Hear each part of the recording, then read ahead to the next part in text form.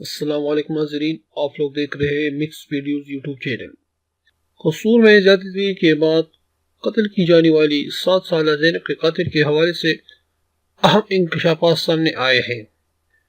Police کے مطابق ملزم عمران کو پہلے بھی حراست میں لیا گیا تھا، تاہم ملزم کے انکار اور دینے نہ ہونے کے باعث چھوڑ دیا گیا تھا۔ زینب کے گھر والوں، رشتہ داروں اور اہل علاقہ کا کہنا تھا کہ عمران ایسا نہیں کر سکتا۔ وہ اکثر بچوں کو چیزیں دلانے کے لیے بازار لے جاتا ہے، لیکن کبھی کوئی بھی ایسا واقعہ پیش نہیں آیا ہے جس پر پولیس نے ملزم کو چھوڑ دیا تھا۔ تاہم دینے میچ کر جانے پر پولیس نے عمران کو حراست میں لے لیا اور ملزم نے اپنے جرم کا اعتراف کر لیا۔ اسی طرح مزید آنے والی ویڈیوز اپڈیٹس کے لیے ہمارے چینل کو سبسکرائب کریں۔